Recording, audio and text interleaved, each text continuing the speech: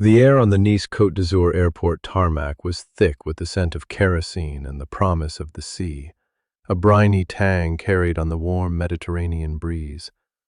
Liam clutched the handle of his worn duffel bag, the coarse webbing a familiar, grounding texture against his palm. He took a slow, deliberate breath, trying to calm the frantic hummingbird that had taken up residence in his chest. This was it, the job that would change everything. 6 months as first mate on the super yacht Serenity. The pay was astronomical, enough to clear his debts, set aside a proper nest egg for Lily, and finally breathe. He glanced down at his daughter, her small hand swallowed in his. At 5 years old, Lily was a whirlwind of bright curiosity. But today she was quiet, her wide blue eyes fixed on the gleaming white jet parked 100 feet away. Its stairs were down, a silent invitation to a world Liam had only ever read about. Her tiny fingers tightened around his. "Is that Mr. Croft's airplane, Daddy?" she whispered, her voice a small, awed sound against the distant whine of engines. "I think so, sweet pea," Liam murmured, his gaze tracing the sleek lines of the aircraft. Mr. Julian Croft. The name felt heavy, like a gold coin. He was a tech billionaire, a phantom figure whose reputation for precision and privacy preceded him. Liam had been interviewed by a stern-faced captain and a faceless HR department via video call. He had never seen his new employer. A black car, silent and imposing, pulled up beside them. A man in a crisp suit stepped out, his smile polite but impersonal. "Mr. Miller, I'm here to escort you and your daughter to the marina. The captain is expecting you." Liam hoisted his duffel onto his shoulder, the weight of his entire life contained within its faded canvas.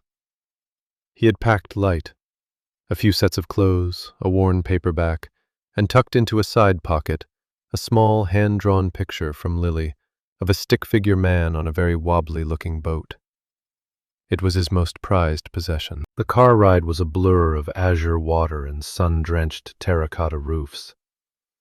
Lily pressed her face to the window, chattering about the sparkling sea, her earlier apprehension dissolving into childish excitement.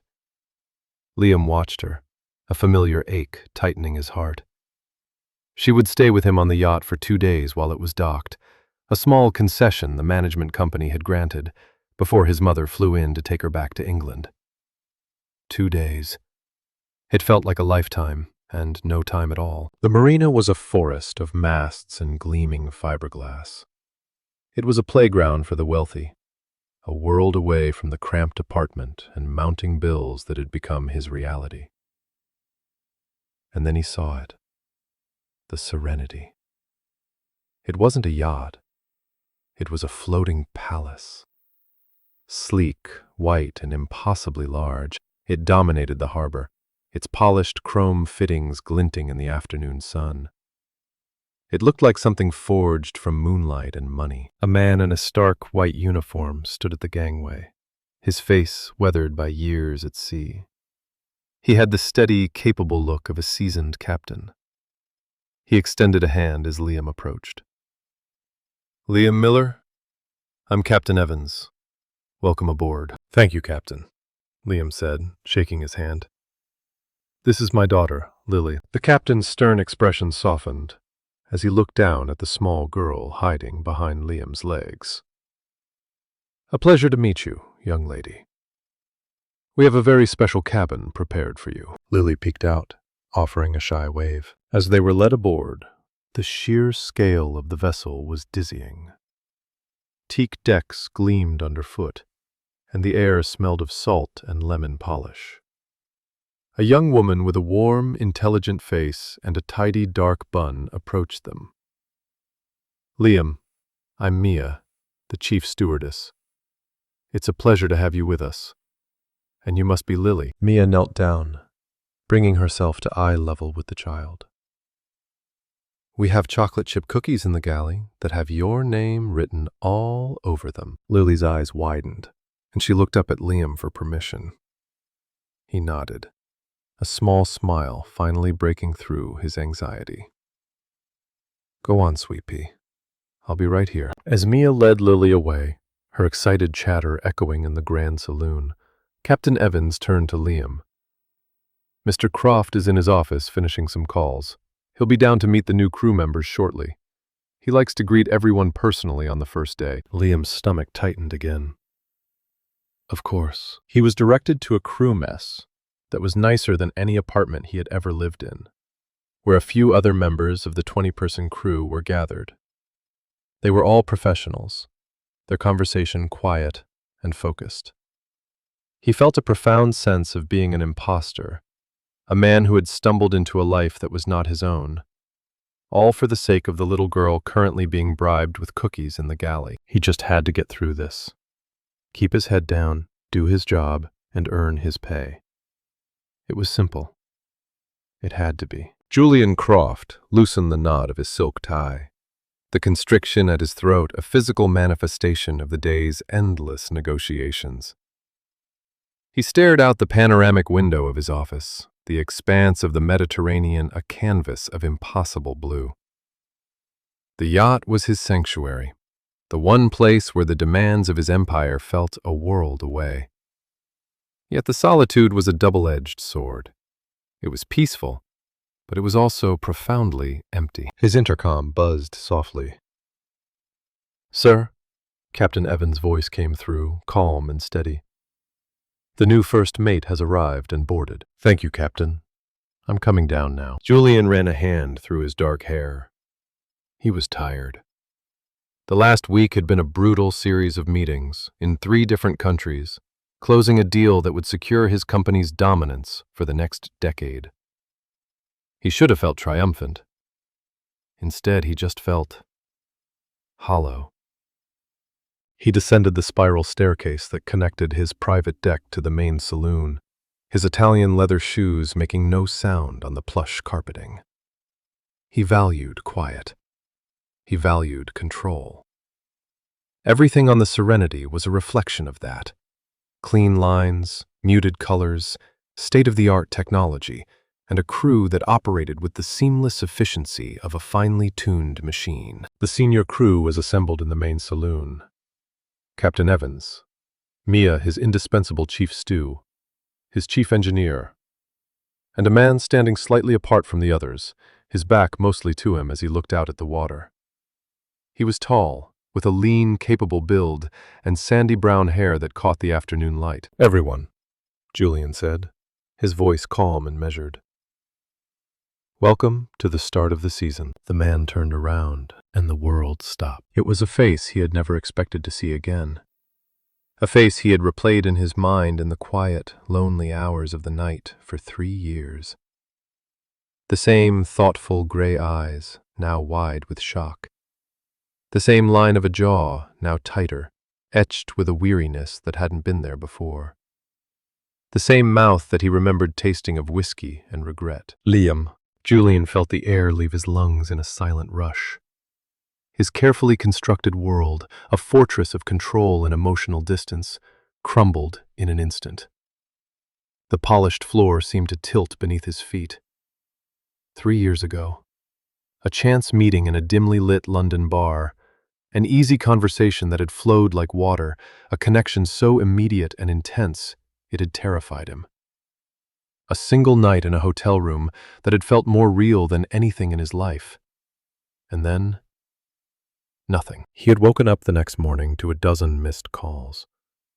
His father had suffered a massive stroke. He had thrown on his clothes, his mind a chaotic storm of panic and grief, and raced to the hospital. In the whirlwind of the following weeks, his father's death, the emergency board meetings, the weight of a global company suddenly thrust upon his shoulders, he had lost the scrap of paper with Liam's number on it. He didn't even know his last name. He had tried to find him, hiring a private investigator with nothing more than a first name and a vague description. But London was a city of millions. Liam had vanished, becoming a ghost in his memory, a symbol of a life he might have had. And now, here he was, standing in his saloon, hired to be his first mate. The silence stretched, thick and suffocating. The other crew members looked between them, a flicker of confusion in their eyes. Julian saw the recognition dawn in Liam's face, quickly followed by a shuddered, defensive coldness. The warmth he remembered was gone, replaced by a wall of ice. Julian forced his lungs to work. He was Julian Croft. He did not lose control.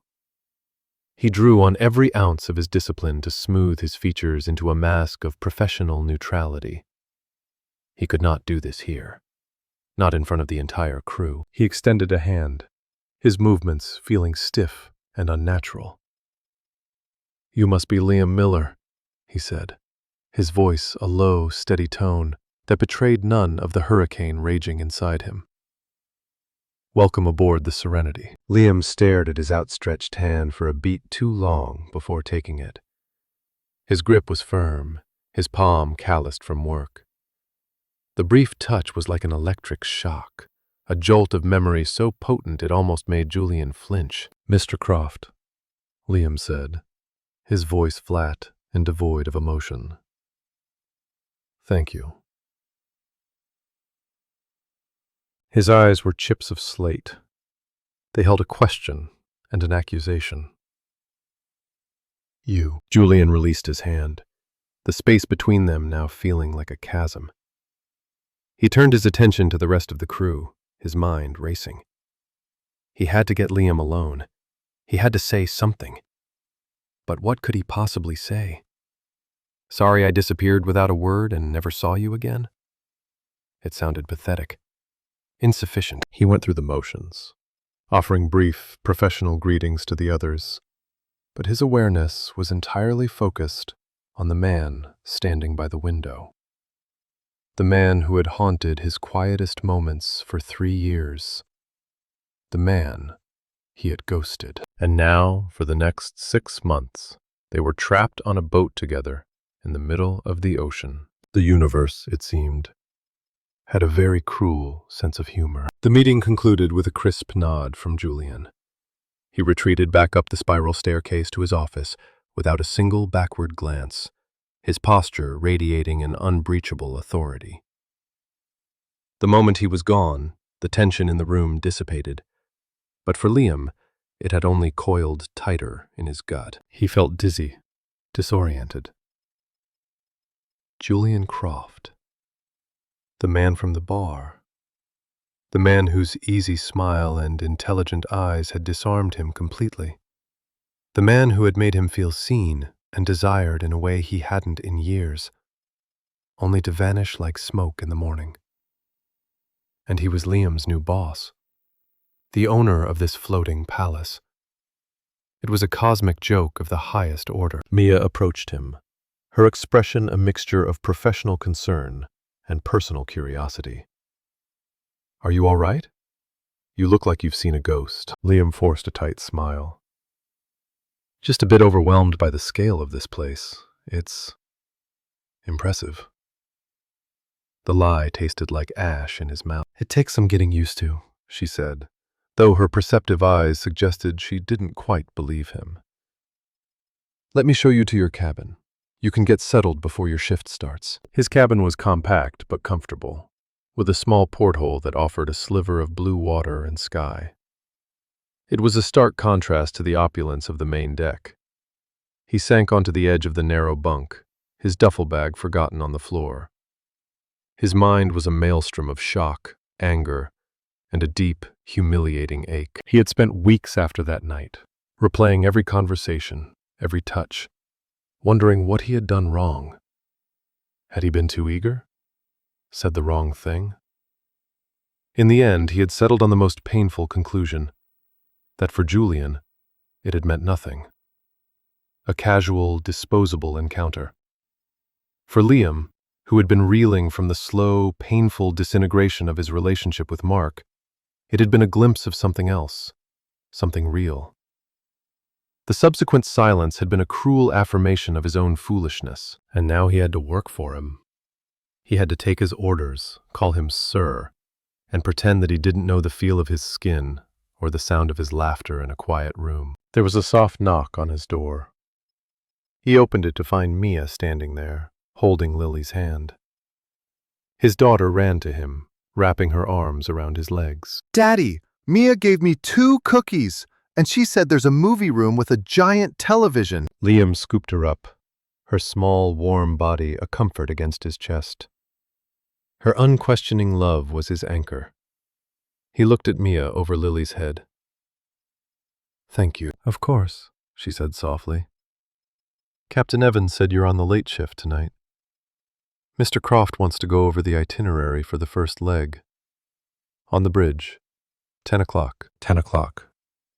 A private meeting." The dread was immediate and suffocating. "I'll be there," he managed to say. The hours leading up to the meeting were agonizing.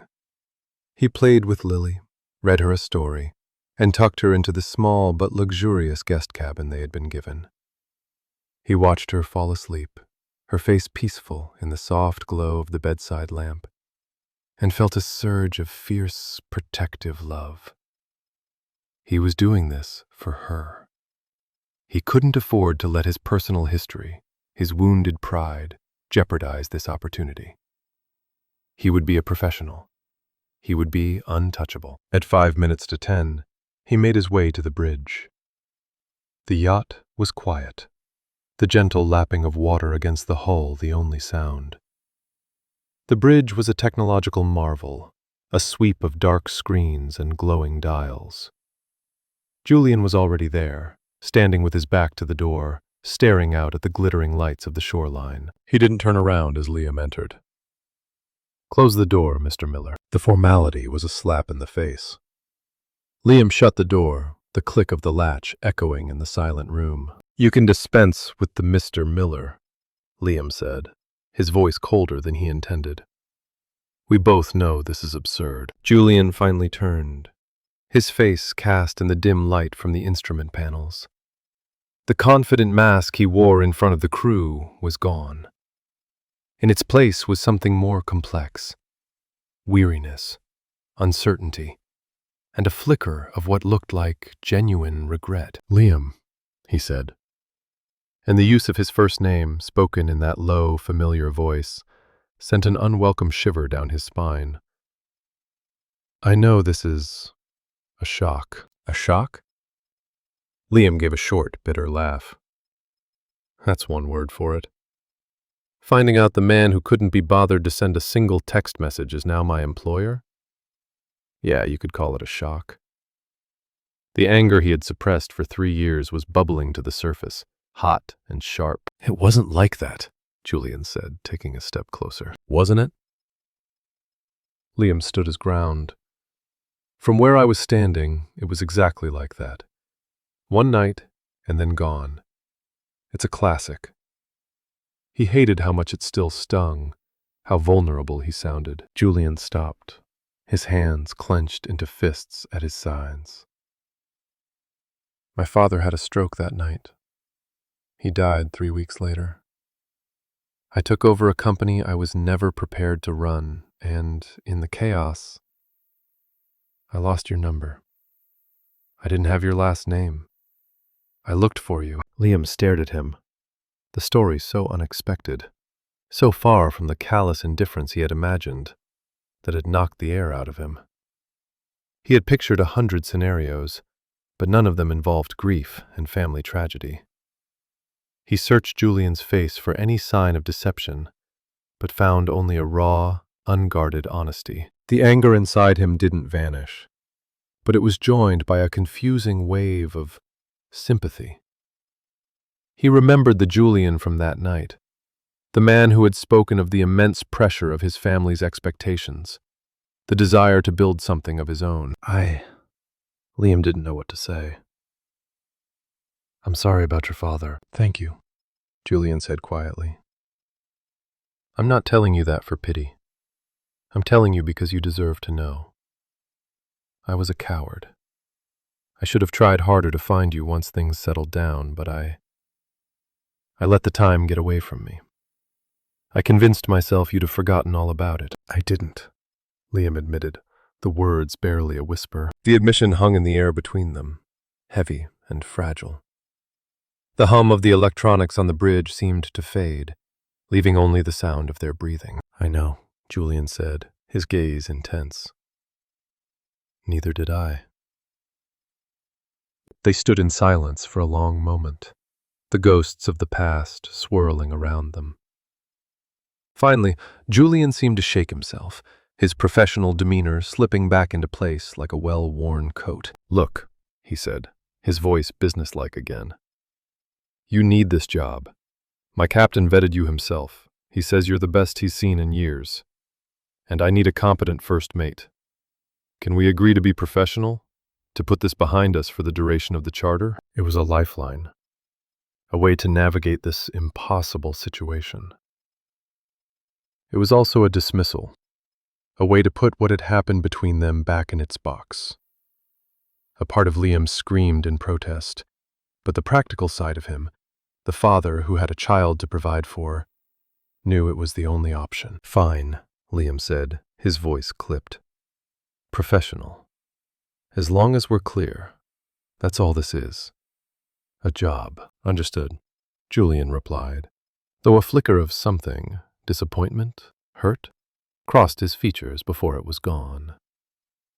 "Now, about our heading for Corsica." As Julian turned to the navigational charts, his tone shifting to that of an employer discussing logistics, Liam felt a profound sense of loss. He had gotten his explanation, but it had only been replaced by a new, more complicated ache. The man was not the callous billionaire he had imagined, but the chasm between them felt wider than ever. The next 2 days were a masterclass in controlled tension. Liam and Julian moved around each other with a careful, rehearsed distance. Their interactions were confined to the strictly necessary: course corrections, weather reports, supply checks. They were Mr. Croft and Mr. Miller, two professionals on a billion-dollar vessel, and nothing more. But the air between them vibrated with unspoken words. Liam was constantly aware of him, the sound of his voice over the intercom, a glimpse of him on a security monitor, the faint scent of his expensive cologne lingering in a passageway. Lily, in her blissful innocence, was the only one who breached the invisible wall. She had decided that Mr. Croft was her new best friend. She would appear on the sun deck while Julian was trying to read through financial reports, a colorful drawing clutched in her hand. "This is you," she announced one afternoon, presenting him with a portrait of a very tall stick figure, standing next to a slightly shorter stick figure with a yellow scribble of hair. "That's me. We're on the boat." Liam, watching from the doorway of the bridge, felt his heart clench. He started to move forward, to apologize and pull her away, but Julian put down his tablet. He took the drawing from her with a seriousness that was almost comical. "This is very good, Lily," he said, his voice lacking its usual sharp, executive edge. It was softer. "You've captured my likeness perfectly." "Am I smiling?" "You're not smiling now," Lily observed with the brutal honesty of a 5-year-old. "You should smile more. Daddy says it makes your face happy." A faint, almost imperceptible smile touched Julian's lips. He looked up, and his eyes met Liam's over Lily's head. For a fleeting second, the carefully constructed walls between them vanished. Liam saw the man from the London bar, the one with the easy laugh and the sad eyes. Then, just as quickly, the mask was back. "Your father is a wise man," Julian said to Lily, his gaze still holding Liam's. That brief moment of connection unsettled Liam more than their overt professionalism. It was a crack in the facade, a reminder of what lay beneath. It made the pretense harder to maintain. The morning his mother was due to arrive to pick up Lily, a knot of anxiety formed in Liam's stomach. The farewell on the dock was wrenching. Lily clung to him, her small body trembling with silent sobs. "I don't want to go, Daddy. I want to stay on the boat with you." "I know, sweet pea, I know," Liam murmured into her hair, his own throat tight. but you're going to have so much fun with Grandma. And I'll call you every single day. I promise." He felt a presence beside him and looked up to see Julian standing there, his hands in the pockets of his linen trousers. He wasn't looking at Liam, but at Lily, and his expression was one of quiet, unguarded sympathy. He knelt down, just as Mia had done, bringing himself to Lily's level. "Hey," he said softly. "6 months seems like a long time, but it'll go by faster than you think. And when your daddy comes home, he's going to have so many amazing stories to tell you about all the places he's been." Lily looked at him, her tears slowing. "Will you take care of him?" she asked, her voice small and wobbly. The question struck Liam with the force of a physical blow. He saw Julian's composure flicker. A muscle in his jaw tightened. "I will," Julian said, his voice firm and certain. He met Liam's eyes again, and in that moment, the words felt like more than just a promise to a child. They felt like a vow. "I'll make sure he's safe." After his mother and Lily had departed in the waiting car, Liam stood on the dock, feeling hollowed out and adrift. The yacht, which had felt like a cage for the past 2 days, now seemed impossibly large and empty. "She's a great kid," Julian said from beside him. "Yeah," Liam said, his voice rough. "She is." "You're a good father." The simple, direct statement caught him off guard. It was something he desperately needed to be, the core of his identity. But hearing it from Julian felt strangely validating. It was a glimpse into a private observation, something that had nothing to do with their professional roles. "I try," Liam said, turning to head back up the gangway. "We should prepare to get underway, sir." The "sir" was deliberate, a way to rebuild the wall that Lily and Julian had so effortlessly dismantled. Julian's gaze was steady. "Liam," he began, but then he seemed to think better of it. He sighed, a barely audible sound of frustration. "Yes, Mr. Miller. Let's get underway." As the Serenity pulled away from the dock, its powerful engines a low thrum beneath his feet, Liam stood at the helm, his eyes on the horizon. The sun was setting, painting the sky in fiery strokes of orange and purple. It was beautiful. But all he felt was the vast, lonely expanse of the sea ahead of him, and the even more vast and lonely space that separated him from the man who stood silently behind him on the bridge. The journey had begun, and he had never felt more at sea. The first week passed in a haze of routine and simmering tension. They sailed south along the coast of Italy, the days a rhythm of watches, drills, and the quiet, efficient hum of a well-run ship. Liam threw himself into his work, his focus absolute. He was a good first mate, organized, decisive, and respected by the crew. He found a strange comfort in the clear, unambiguous demands of the job. Plot a course, check the engine readings, oversee the deckhands. These were tasks with clear outcomes, unlike the tangled mess of his feelings for the yacht's owner. Julian remained a distant, authoritative presence. He spent most of his days in his office, taking calls and participating in video conferences that Liam could only guess were worth more than he would ever make in a lifetime. But at night, he would often come to the bridge, standing for hours in the darkness, watching the stars and the endless black water. Liam would be on his watch, the two of them alone in the quiet, glowing heart of the ship. They rarely spoke during these times. The silence was its own language, filled with the things they couldn't say. Liam could feel Julian's gaze on him sometimes, and when he would turn, Julian would be looking away, his profile a sharp, lonely silhouette against the star-dusted sea. One night, a storm rolled in from the west, fast and violent. Captain Evans was a rock, his commands calm and precise, but the sea was a furious, churning beast.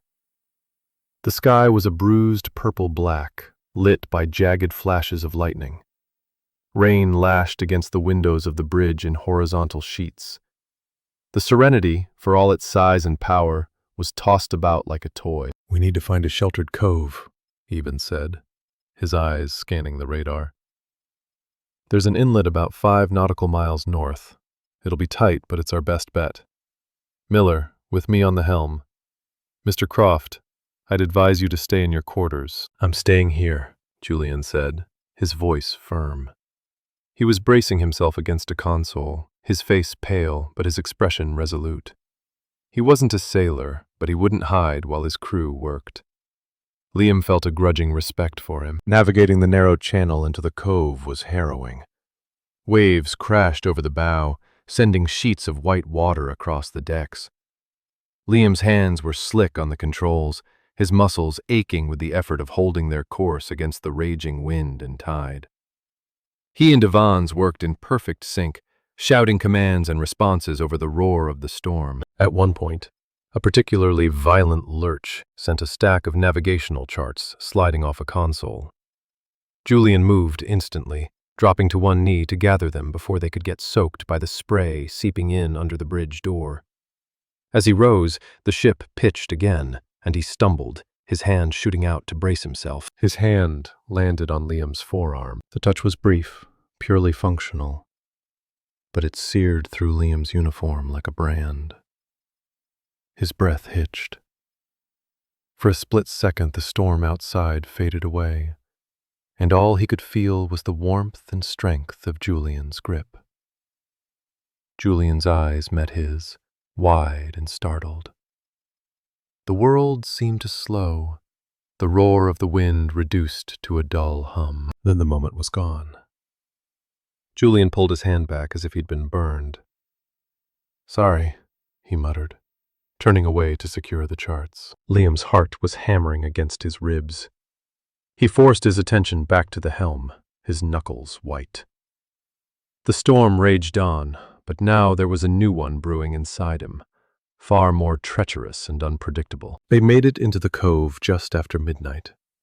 The water here was calmer, protected by a high wall of rock, but the wind still howled over their heads. They dropped anchor, the heavy chain rattling out into the darkness. The immediate danger had passed. Captain Evans let out a long breath. "Good work, Miller. Go get some rest. You've earned it." Liam nodded, his body humming with adrenaline and exhaustion. As he turned to leave the bridge, he saw Julian still standing by the window, watching the rain-streaked darkness. "You too, Mr. Croft," Liam said, the professional title feeling flimsy and ridiculous after what they'd just been through. "It's over." "Is it?" Julian asked, his voice low. He didn't turn around. "It feels like it's just beginning." Liam didn't know if he was talking about the storm or something else entirely. He didn't want to know. He left the bridge without another word, the feeling of Julian's hand still lingering on his arm. He couldn't sleep. He lay in his bunk, listening to the muffled howl of the wind and the creak of the ship as it strained against its anchor. The forced proximity of the storm had stripped away their professional armor. They had worked together, relied on each other, touched. It had changed something. The carefully drawn lines had been blurred. After an hour of tossing and turning, he gave up. He pulled on a sweatshirt and made his way to the deserted crew mess, hoping a cup of tea might calm his frayed nerves. He found Mia there, sitting at a table with a book, though she wasn't reading it. She looked up as he entered, her expression knowing. "Can't sleep either?" she asked. "Too much adrenaline," he lied. She gave him a small, sad smile. "The thing about storms, Liam," she said softly, "is they bring everything to the surface." She didn't elaborate, and she didn't have to. Mia saw everything. She saw the way Julian watched him. She saw the way Liam flinched every time their boss entered a room. As he stood by the counter, waiting for the kettle to boil, a call came through on his satellite phone. He glanced at the screen. It was Mark, His ex. His stomach plummeted. Mark never called unless he wanted something. He stepped out into the narrow passageway for privacy, his heart pounding. "What do you want, Mark?" "Liam, mate. Just wanted to see how you were. Heard you got a fancy new job, sailing around with the rich and famous." Mark's voice was slick with a false congeniality that always set Liam's teeth on edge. "I'm busy. What is it?" "The thing is, I'm in a bit of a bind. A business opportunity came up, a sure thing, but I'm a little short on capital.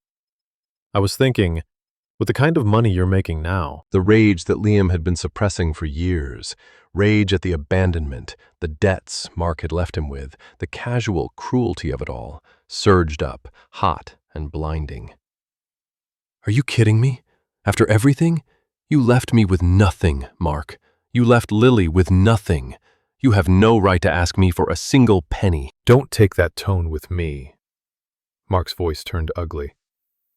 "I'm still her father. Maybe I should come back, get more involved. A yacht is no place to raise a kid. A court might agree with me." The threat, empty as it probably was, struck a primal fear in Liam's heart. "You stay away from her," he snarled, his voice low and shaking. "You stay away from us." He ended the call, his hand trembling so badly he almost dropped the phone. He leaned against the cool metal wall of the corridor, his breath coming in ragged gasps. He felt trapped. Trapped by his past, trapped on this boat, trapped in this storm. The weight of it all was crushing him. He didn't hear the footsteps approaching. "Liam? Are you all right?" He looked up. Julian was standing at the end of the corridor, his face etched with concern. He must have been in the observation lounge next to the crew mess. He must have heard everything. Liam couldn't speak. He just shook his head, a wave of despair washing over him. The carefully constructed walls he had built around his heart, the ones designed to keep Julian out, came crashing down. All the stress, the fear, the exhaustion of the past week, of the past few years, crested at once. He slid down the wall to the floor, burying his face in his hands. And for the first time since Lily was born, he felt completely and utterly broken. Julian watched the proud, capable man he had come to admire crumble before his eyes. It was like seeing a mast snap in a gale. The sound of Liam's raw, broken breathing in the narrow corridor was a physical pain in Julian's chest. He had heard the phone call, the oily, manipulative tone of the man on the other end, the desperate ferocity in Liam's voice, the thinly veiled threat against Lily. He moved forward slowly, cautiously, as if approaching a wounded animal. He knelt in front of Liam, the cold floor seeping through the knees of his expensive trousers.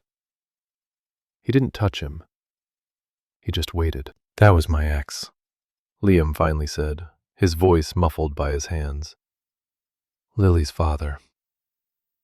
The words were laced with a bitterness so profound it made Julian's own throat tighten. "I heard," Julian said softly. Liam let out a shaky, humorless laugh. "Of course you did. The billionaire hears everything on his floating fortress."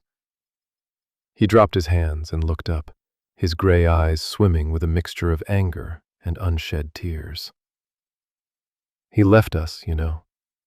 Walked out when Lily was 2. Left me with a mountain of debt and a broken heart.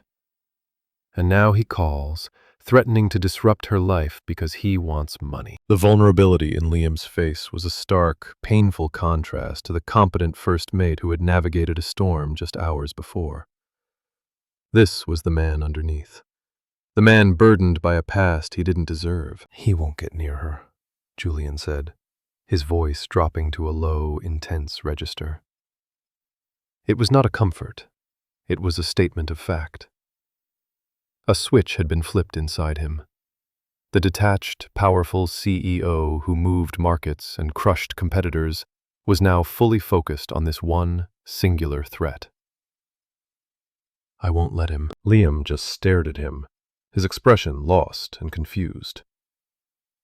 "What can you do? You're my boss. This is my mess." "No," Julian said. And he finally reached out, his hand gently closing over Liam's wrist. The contact was electric, grounding. "This is our mess." The use of the word "our" hung in the air between them. It was a line crossed, a boundary erased. "For 3 years," Julian began, his voice quiet but urgent, "I have lived with the regret of what I did, of how I let you go. I told myself it was circumstance, that I was overwhelmed. But that's only half the truth. The other half is that what happened between us, it scared me. It was too real, too fast. I was a coward, Liam. I ran from the one genuine thing I'd felt in years, and I've been paying for it ever since, in 1,000 lonely nights just like this one." He saw the shock register in Liam's eyes, the slow dawning of understanding. The anger in Liam's expression began to soften, replaced by a deep, resonant sorrow that mirrored his own. "I thought," Liam's voice was hoarse, "I thought it was nothing to you." "It was everything," Julian confessed, the words feeling like they were being pulled from the deepest part of his soul. "And seeing you again, having you here, it's been torture. Watching you be so capable and strong, and knowing I was the one who hurt you, who added to the burdens you were already carrying." He moved his hand from Liam's wrist to his cheek, his thumb gently brushing away a tear that had escaped and traced a path down his skin. Liam leaned into the touch, his eyes fluttering shut for a moment, a silent surrender. The storm still raged outside, a wild, chaotic symphony that seemed to be playing just for them. "Let me help you," Julian whispered. "Not as your boss, not as some billionaire throwing money at a problem. Let me do this for you, for Lily. Let me be the man I should have been 3 years ago." Liam opened his eyes. They were clear now, the storm within them finally starting to calm. He didn't pull away. He didn't erect another wall. He just looked at Julian, a long, searching look that stripped away every pretense between them. And then he nodded, a small, almost imperceptible movement. But it was enough. Julian's heart hammered against his ribs. He leaned in slowly, giving Liam every chance to retreat.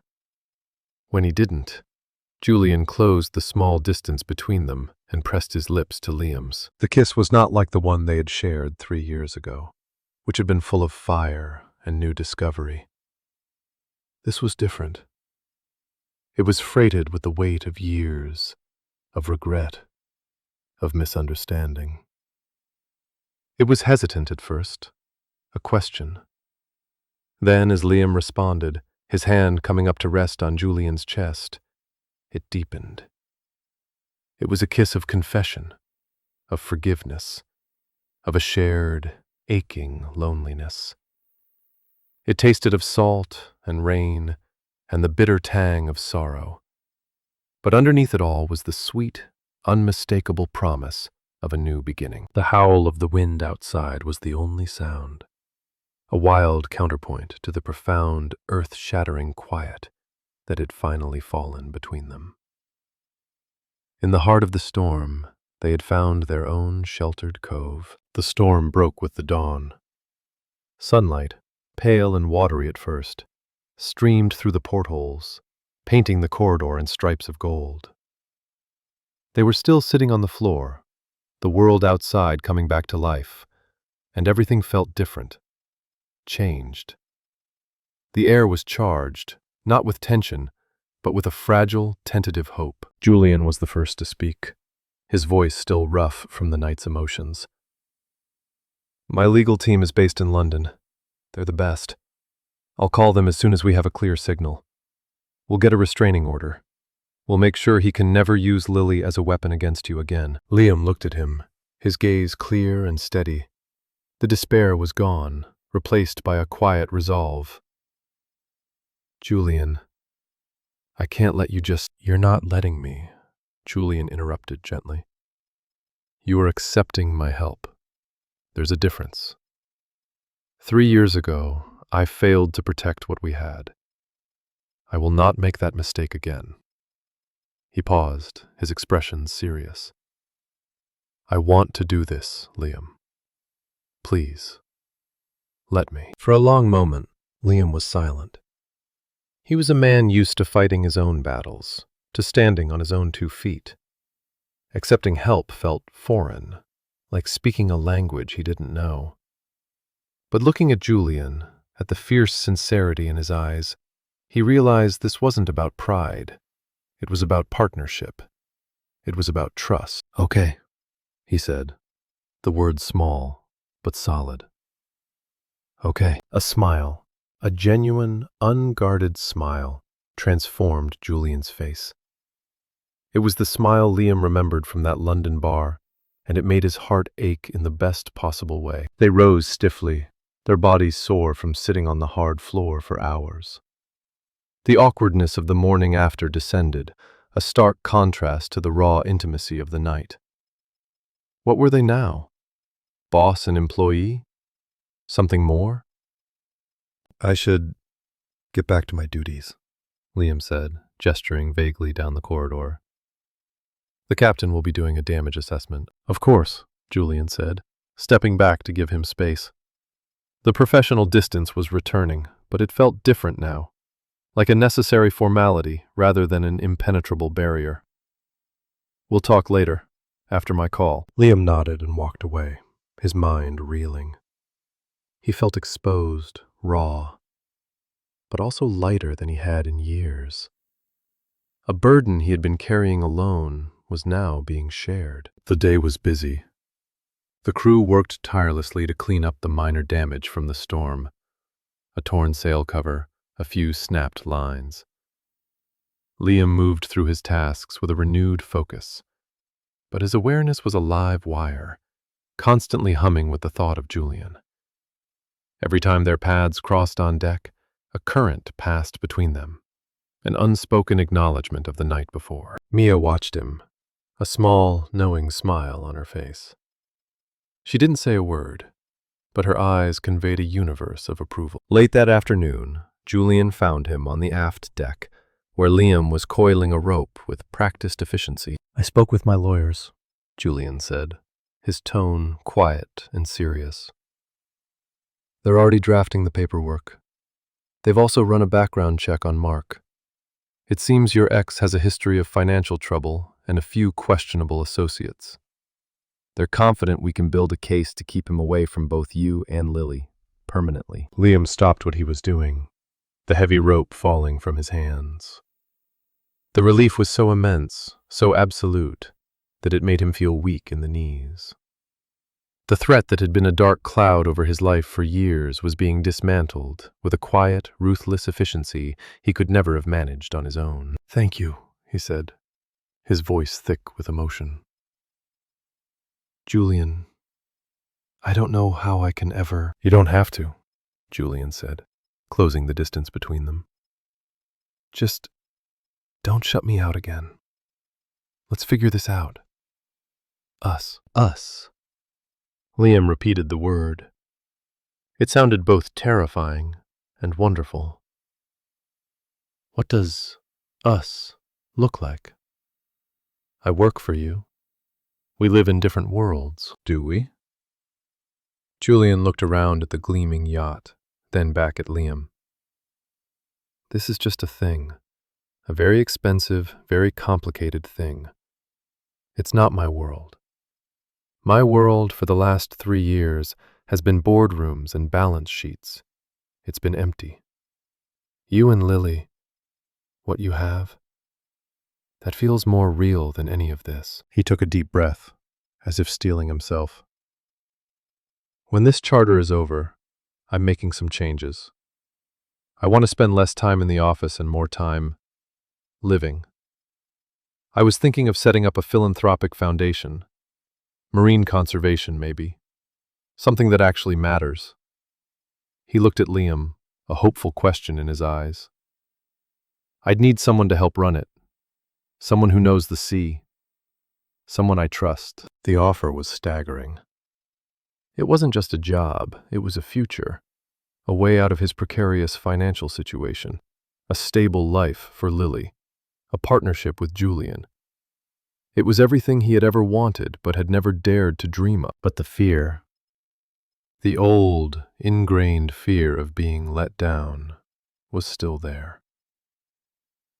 Julian, this is happening too fast. Is it? He countered gently. Or is it happening 3 years too late? I don't want to waste any more time, Liam. I know what I want.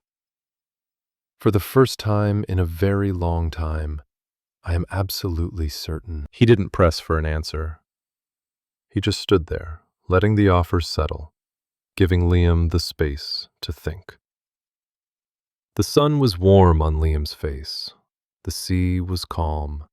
And for the first time, the future didn't look like a vast, terrifying ocean, but like a safe harbor. He thought of Lily's question on the dock. Will you take care of him? And Julian's solemn vow. I will. Liam met his gaze, a slow smile spreading across his face. Marine conservation, he said, testing the words. I think I might know a thing or two about that. The relief that washed over Julian's face was a beautiful thing to see. The powerful, guarded billionaire vanished, replaced by a man who looked like he had just been given the world. And in that moment, Liam knew he had made the right choice. He was done surviving.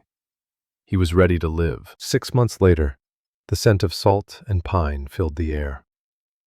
The roar of the ocean was a constant, soothing presence, a world away from the sterile quiet of the serenity. Liam stood on the deck of a modest but beautiful house perched on a cliff overlooking the rugged coastline of British Columbia. The deck was new, the wood still pale and smelling of fresh-cut cedar. He ran a hand over the smooth railing he had spent the last week sanding and sealing himself. A pair of small arms wrapped around his legs. Daddy, look! I found a crab! Liam smiled and turned, scooping Lily into his arms. She held up a small, empty shell for his inspection. He was very shy, she explained seriously. He ran away. Maybe he just went home for his dinner, Liam suggested, kissing the top of her head. Her hair smelled like sunshine and sea air.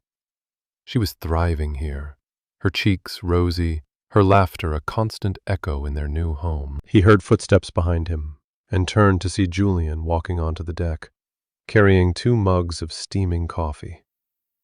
He had traded his tailored suits for jeans and a soft, worn sweater. The lines of stress around his eyes had faded, replaced by the faint tan of a man who spent his days outdoors. He looked happy. He looked at peace. Thought you might need this, Julian said, handing a mug to Liam. Their fingers brushed, a familiar, easy touch that still sent a pleasant jolt through him. Thanks, Liam said, leaning back against the railing, sipping the hot coffee.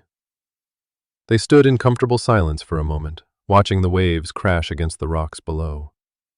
Lily had already abandoned her shell and was now intently studying a line of ants marching across the deck. The first grant proposals for the foundation came in this morning, Julian said, his voice filled with a quiet excitement.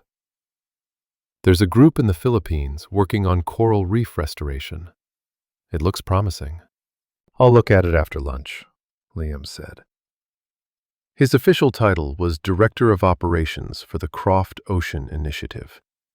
It was a job that gave him purpose, that used his skills for something more than just ferrying the wealthy from one port to another. It was a partnership in every sense of the word. Julian put his arm around Liam's shoulders, pulling him close. Happy? He asked, his voice a low murmur against Liam's ear. Liam leaned his head against Julian's shoulder. the solid warmth of him a constant source of comfort and security. He looked at their house, at the wild, beautiful landscape that was their backyard, at their daughter, who was now trying to teach the ants how to dance. "Yeah," he said, his voice thick with an emotion he could barely name. It was more than happiness. It was a deep, profound sense of rightness, of having finally, after so long, arrived home. "I am." Julian pressed a soft kiss to his temple. "Good. Me too." That evening, after Lily was tucked into bed, her dreams no doubt filled with shy crabs and dancing ants, they sat on the deck, wrapped in a blanket against the cool night air. A bottle of wine sat on the small table between them, and the stars were a brilliant, glittering canopy overhead. "Do you ever miss it?" Liam asked, swirling the red wine in his glass. "The boat? The travel? The deals?" Julian was quiet for a moment, his gaze fixed on the dark horizon. "I miss the sea," he said finally. "But not the boat. That was a beautiful, lonely cage. I don't miss the deals. They were just a way of keeping score. A game I didn't realize I was losing until I found you again." He turned to look at Liam, his eyes dark and serious in the dim light. "This," he said, gesturing to the house, the sky, the space between them. "This is real. This is winning." Liam's heart swelled. He reached out, his hand covering Julian's. "I'm glad you looked for me." "I'm glad I found you," Julian replied, turning his hand over to lace their fingers together. "Even if I was 3 years late." He brought Liam's hand to his lips, pressing a gentle kiss to his knuckles. "You know," Julian said, a playful light entering his eyes, "Captain Evans sends his regards. He said if this whole saving the world thing doesn't work out, he's always looking for a good first mate." Liam laughed, a free, easy sound that was heard in this house far more often than it ever had been on the yacht. "I think the captain has everything he needs right here." "Does he now?" Julian murmured, leaning in closer. "And what does the captain need?" Liam closed the small space between them, his lips brushing against Julian's. "He needs his partner," he whispered, "his family, his home." He kissed him then, a slow, deep kiss filled with the quiet certainty of their shared future. It was a kiss that held the memory of a London bar, the echo of a raging storm, and the promise of 1,000 peaceful nights, just like this one. Under the vast, starry sky, surrounded by the sound of the sea, they were finally, irrevocably, anchored.